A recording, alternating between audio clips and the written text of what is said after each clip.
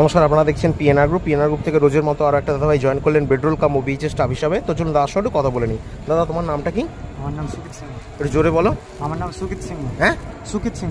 সুকিত সিং, আচ্ছা আচ্ছা। কোথা থেকে এসছো? মুর্শিদাবাদ থেকে। মুর্শিদাবাদ থেকে এসছো?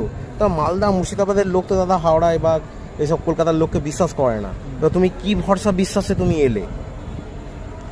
দেখেন, আমার অভিজ্ঞতা থেকে মানে বলতে চাই, কিছু সিঁড়ি পা দিতে দিতে দিতে দিতে তারপরে উল্টে মানুষ পড়ে যায়, তারপরে মেন সিঁড়িটাই পৌঁছায়। ঠিক সেরকম আমার হয়েছে। আমি অরিজিনাল মানুষকে পেয়েছি। অরিজিনাল মানুষকে পেয়েছি।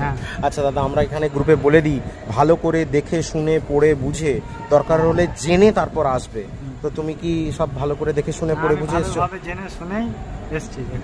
আচ্ছা আচ্ছা, নাকি আমরা আগে ফোন করে ডেকেছি বলে এসছো? না, ফোন করে ডাকা হয়নি। আচ্ছা, গ্রুপকে ফলো করে আমি নিজের স্বেচ্ছায় এসছো। আর এখানে তোমাকে কাজ সম্পর্কে ভালোভাবে ট্রেনিং দেওয়া হয়েছে তো? আচ্ছা, তোমার ট্রেনিং ভালো লেগেছে? হ্যাঁ, ভালো লেগেছে। প্র্যাকটিক্যালি ট্রেনিং দেখানো হয়েছে? প্র্যাকটিক্যালি এবং 10 কে সামনে রেখেই প্র্যাকটিক্যাল বোঝানো হয়েছে। আচ্ছা দাদা, তোমার একটা মোটামুটি তো ধারণা ছিল কাজ সম্পর্কে। আজকে এসে ট্রেনিং পারপাসে যেগুলো জানলে বা বুঝলে, সেই দুটোর মধ্যে কি মিল আছে? মিল পুরোপুরি আমি বলবো যে 100% সঠিক কথা। পিএনআর গ্রুপ একদম সঠিক কথা বলেছে। আচ্ছা, আর এখানে এসেই সঠিক হয়েছে। আচ্ছা আচ্ছা, মানে কথার এদিক ওদিক হয়নি তো? আচ্ছা, তো তুমি দাদা ট্রেনিং করে খুশি?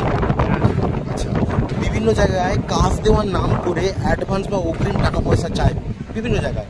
তো তুমি দাদা এই কাজের জন্য অ্যাডভান্স অগ্রিম কোনো টাকা পয়সা দিয়েছো? না, আমি অগ্রিম টাকা পয়সা দিইনি। সত্যি কথা বলো দাদা। আমি সত্যি কথা বলছি। পিএনআর গ্রুপকে কোনো টাকা পয়সা দাওনি তো? অগ্রিম আমি টাকা পাই না। 500 1000 কিছু অ্যাডভান্স আগে, অগ্রিম কিছু টাকা পয়সা দাওনি তো? টাকা পয়সা দেওয়া কি উচিত?